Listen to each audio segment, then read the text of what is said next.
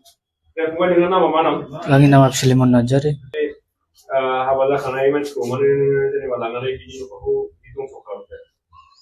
बे गोरोन्थियाव जाबाय फन रायलायनानै ओमफ्राय नेक्स्ट टाइम खालामबावगोन नामा? खालामला।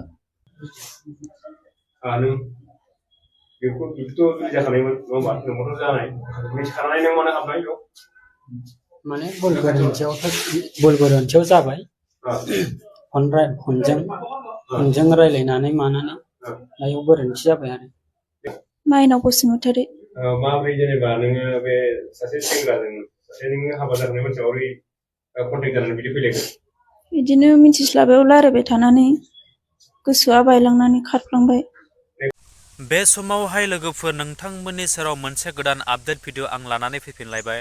थ' लोगोफोर नोंथांमोना एसेब्लाबो मोनथिखाबाय जानो हागौ बै आंनि टाइटेलजों लोगोसे थाम्बनेलखौ नायनानै बेजोंनि इन्ट्र' होनाय ससे भिडिअखौ नायनानै नङा होमब्ला लोगोफोर सानै न'खरसेनिनो बिजावजालि बिथांमोना हाबा जाखानाय गथ' गोनांखा बिथांमोना उदालगुरि जिल्लानि जों लोगोसे सानै हौवासा चिरां जिल्लानि बिथांमोना बेंगालरसिम दोनखारलांनाय बिथांमोना जितु बिजावजालि माने बिब' बिनानाव जानायानो बिदा बिफं जानायजों लोगोसे दोनखारलांनाय बेफोरबायदि जाथाया जोंनि दिनै बर' समाजनि गेजेराव जाखांफैदों आरो बिथांमोना दिनै बेंगालर बड' वेलफेयार एस'सियेसननि दारै बिथांमोना दिनै हमजाबाय आरो ना लोगोफोर। थ' जियानो जा नोंथांमोना भिडिअखौ जोबजासिम नाय बिथांमोना मा थांखियै बेफोरबायदि जाथायखौ खालामलांदों बा बेंगालर बड' वेलफेयार एस'सियेसना माबोरैहाय बिथांमोनखौ हमनो हादों दिनैनि दिनावहाय नोंथांमोना भिडिअखौ जोबजासिम नाय अब्लानो बुजि मोनगोन आरोना लोगोफोर।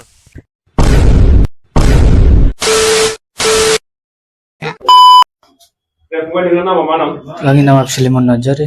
ओमफ्राय नोङो माबोरै जेनेबा बेबायदि हाबा जाखानाय मानसिखौ माने जेनेबा लानानै बिनि न'खरखौ बिदि दंस' खालामदों? बे गोरोन्थियाव जाबाय फन रायलायनानै ओमफ्राय नेक्स्ट टाइम खालामबावगोन नामा? खालामला। मा नाम होनदों? फिलिमन नार्जारि। मा गामि? दौलतपारा लाइमुथि। नों बेखौथ' जुलि जाखानायमोन नङा होमबा? नोंबोथ' जानाय मिथिखानानै नों मानो हाबनाय बेयाव? माने भुल गोरोन्थियाव जाबाय। फनजों रायलायनानै मानानै बेयाव गोरोन्थि जाबाय आरो। नेक्स्ट टाइमथ' जाखाला आरो माबाबो जाला जाबावोबा साजा होदो। मा नाम बुंदों? माइनाव बसुमतारी। माब्रै जेनेबा नोङो बे सासे सेंग्राजों सासे नोङो हाबा जाखानाय मानसिया माब्रै कन्टेक्ट जानानै बिदि फैलायखो? बिदिनो मिथिस्लाबायाव रायलायबाय थानानै गोसोआ बायलांनानै खारफ्लांबाय। नेक्स्ट टाइम जाबावबा आरो बिदि जाला एबार खनसे बिदि जाबावबा साजा होबानो जाबाय। आंनि नामा रजि नार्जारि। गामिया सपनगाव। डिस्ट्रिक्टआ उदालगुरि। ओमफ्राय माब्रै बिदि कन्टेक्ट जानानै नों मानो फैखो नों? जेनेबा नोंहाथ' हौवा दंखायोमोन।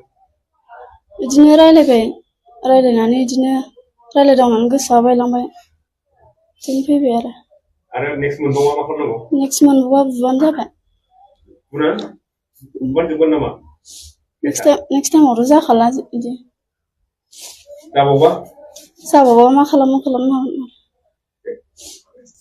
खुलुमबाय रायजोफोर। कर्नाटका बर' रैखाथि एस'सियेसन आफादनिफ्राय भिडिअ नायगिरि गासै रायजो राजा नोंथांमोननिसिम गाहाम हामलायनाय बावहरबाय। दिनै जोंना BBWA आफादनि बुंथिगिरि बिथाङा माखासे खोथाखौ फोरमायलांखाबाय।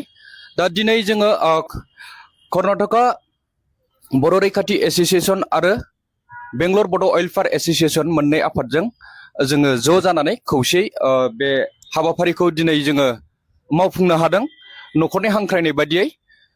दा जोङो दिनैहाय बिसोरनि सायावहाय गुवारै नायबिजिरनानै रायजो राजाखौ लानानै जोङो गुवारै नायबिजिरनानै दा जोङो जाय आइजोफोरा न'खरसेनिनो बिजावजालि नोंथांमोनहा ससियेल मिडियायाव नुखादों नङा होमबा?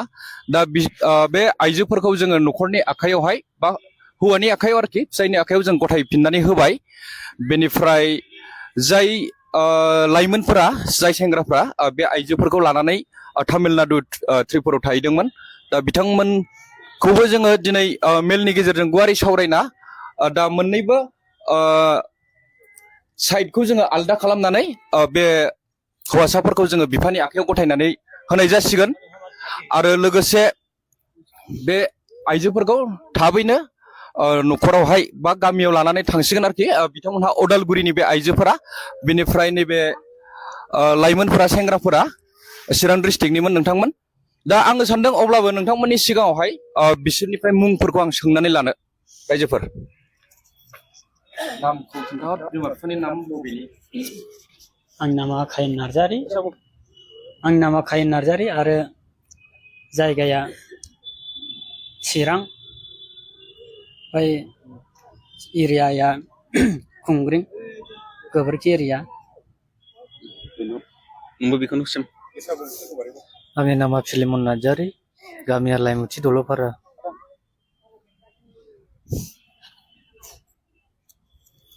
आंनिया माइनाव बसुमतारी खाथियाव लानो गोसोन आंनिया माइनाव बसुमतारी डिस्ट्रिक्ट उदालगुरि गामि कुसुबिल आंना रजे नार्जारि गामिया सबनगाव डिस्ट्रिक्टआ उदालगुरि आं लांनाय जासिगोन दायथ' लानाय आं फुरा दायथ' लानाय लांनाय जासिगोन आं बिसोर सानैखौहाय दायथ' लानाय जाबाय दा बिसोर सानैखौ आं लाना थांनाय जासिगोन आरो न'आवहाय आदैनिफ्राय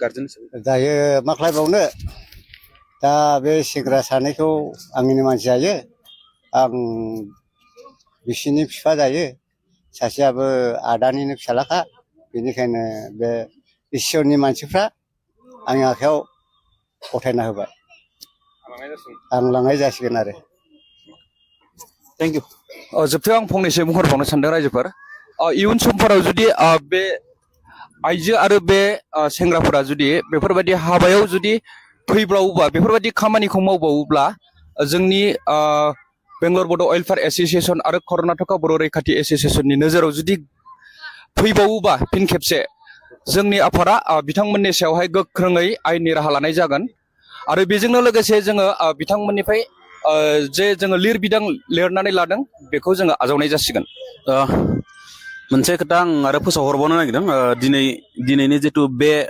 बिथांमोनखौ जों मैया थांनानै दहाय फुङाव लानानै फैदों बेजों लोगोसेनो मोनसे खोथा सरजाबफानो लुबैदों जोंनाव दिनैसिम तामिलनाडु एरियायाव थाफैनाय 1000निबो बांसिन बेबायदि न'खर गारै गारै बिसि फिसाय गावस्रालायनानै गुबुनजों खारफाबोनाय गोबां सुबुंफोर दंफैबावो जों बिथांमोनखौ दानो दोनैनो साबधान हरदों जे नोंथांमोना सांग्राङै था फैबाय थानाय समाव जेखुनु जाया टाइमावनो बेंगलर बड' वेलफेयार एस'सियेसन आरो कर्नाटका बर' रैखाथि एस'सियेसन मोननैबो आफादा थांनानै नोंथांमोनखौ बोखांना लायनो थियारि जागासिनो दं नोंथांमोना मा साननानै गावनि न'खर गथ' गथाय फिसा फिसौखौ गारनानै दिनै गुबुन जायगायाव गुबुन हौवाजों बा गुबुन हौवाया गुबुन हिनजावजों बेबायदि थाफैदों बेखौहाय जोङो जोंनियाव जेसेबां कमप्लेन फैदों जोंनाव जेसेबां केस फैदों जोंनाव बे केसा माखासे लिरबिदां हिसाबै जोंनाव लाइजामनि गेजेरजों जोंनो दैथायहरनाय जादों बेखौ जोङो मान होयो जोंनो जाय व्यक्तिफोरा जोंनो लाइजामनि गेजेरजों फोरमायहरदों बेखौ जोङो मान होयो बेनिखायनो जों दिनै बे भिडिअनि गेजेरजोंनो मोनसे क्लियारिफिकेसन हरनो नागिरदों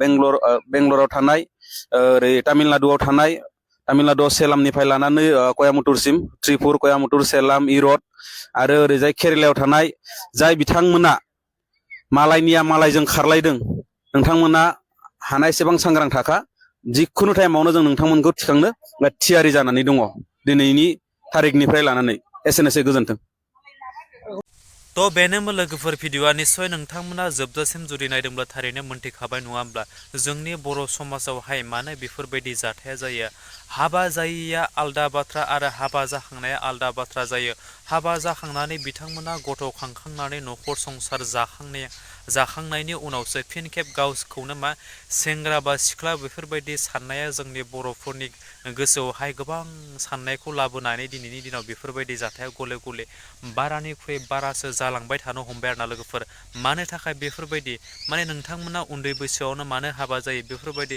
लाइमोन सेंग्रा सिख्लाफोरनि बेफोरबायदि लाभनि लैथोआव गेलेनायखौ नोंथांमोना गोदोनो खालामनांगौमोन हाबा जाखांनायनि उनाव बेफोरबायदि दा खालाम साफा सानै सेंग्रा सिख्ला थानायफोरा बेफोरबायदि बिथांमोननि गोसोआवहाय दुखु फोरमायो जोंफोरनि गोसोआवहाय दुखु फोरमायो नङाब्ला लोगोफोर नोंथांमोना गावसोरनिल' नङा जोंनि आरो सिख्लाफोरनि बेफोरबायदि गोबां गोसोखौहाय नोंथांमोना नेग्लेक्ट खालामनाय बेफोरबायदि जादों आरो जोंनि बर' हारि जाथिनि मान सनमानफोरखौबो नोंथांमोना हानि खालामनाय जादों न'खर संसारनिफोरखौ नङा होमब्ला लोगोफोर थ' बेनि गेजेराव आरो आं बांद्राय बाथ्राखौ बुंनानै भिडिअखौ जेन फोलावबावल'सै जाबायदि बुंनांगौ जाबायदि मोनथिनांगौ नोंथांमोना आंनिख्रुइबो बांसिन गुनि गियानि बा रोंखा राखा गोरों सुबुं दंखायो नङा होमब्ला आरो आंलाय माथो बुंबावनो जाबायदि बुंनांगौ बेखिनिखौनो आं नोंथांमोननि सेरावहाय शेयार खालामबाय गोरोन्थि जायोब्ला बयनियावबो आंनि निमाहा बिनाय थाबाय थ' बेखौ नोंथांमोननि सेराव लाबोनायाव आंनि माबाफोर गेना गोरोन्थि जादोंब्ला फिन खेब आरो निमाहा बिबावबाय बेजोंनो नोंथांमोना बे मोनसे भिडिअखौ नायनानै जुदि मोजां मोनदोंब्ला आंनि बे चेनेलावहाय गोदानब्ला आंनि चेनेलखौ साबस्क्राइब खालामदो लोगोसे लाइक कमेन्ट एन्ड शेयार खालामदो जोबथारनाय बे खनायाव थानाय बेल आइकनखौ दाबायना होदाना लोगोफोर जाहाथे बेफोरबायदिनो गोदान भिडिअ होयोब्ला गिबि नोंथांनिहाय नटिफिकेसना सहैनाय बायदि आरोना लोगोफोर स' थेंक इउ स' माच नेक्स्ट भिडिअ फिन खेबसे लोगो मोनगोन बाय बाय